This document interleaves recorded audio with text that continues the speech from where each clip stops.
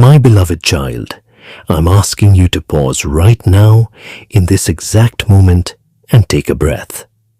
Not the shallow kind of breath you have been taking all day while rushing from one task to another, but a deep, filling breath that expands your chest and reminds your body that you are alive.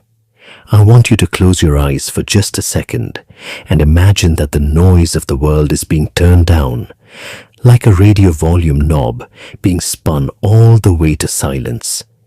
I know that the world feels incredibly loud to you right now. I know there are demands screaming for your attention, screens flashing with urgency, and a constant humming anxiety in the back of your mind telling you that you are forgetting something or that you are not doing enough. But for these next few minutes, I want you to put all of that heavy baggage down. Imagine you are standing at the threshold of a vast, quiet sanctuary, and I am inviting you inside. Here, time moves differently. Here, there are no deadlines. Here, you do not have to perform or achieve or impress anyone. You just have to be. I have been watching you, and I want to tell you what I see, because I know that what you see when you look in the mirror is often distorted by fear and fatigue. You see the flaws. I see the masterpiece. You see the cracks. I see the light shining through them. I see how tired you are. And I don't just mean the physical tiredness that comes from a long day of work.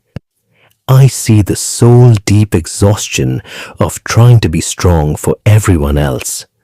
I see how you carry the weight of your family, your friends, your career, and your future on your shoulders, terrified that if you stumble, everything will fall apart. I want you to hear me clearly. You were never designed to carry the weight of the world. That is my job. You were designed to live, to love, and to experience the gift of existence. It is okay to set the burden down. It is okay to admit that you are weary. Rest is not a sign of weakness. It is a holy necessity. Even the sun sinks to rest every evening. Even the tides recede. Give yourself permission to stop running. I know that you often question your worth. You live in a confusing time where value is measured by productivity, by numbers in a bank account, or by the approval of strangers. You have internalized a lie that says you are only as valuable as what you produce today.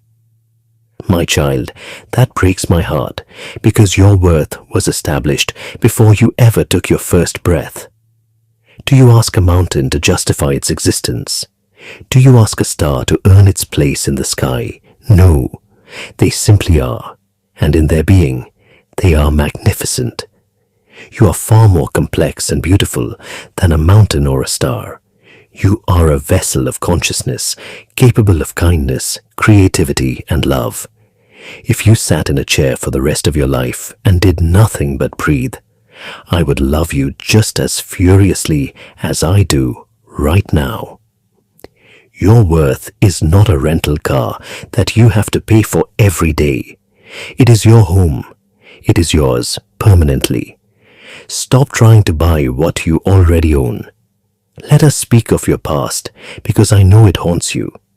I see the reel of memories you play late at night, the mistakes, the harsh words spoken in anger, the opportunities missed, the failures. You look at these moments and you feel shame. You feel that these errors define you, that they have permanently stained the canvas of your life. I need you to give that shame to me. You cannot move forward if you are constantly looking over your shoulder.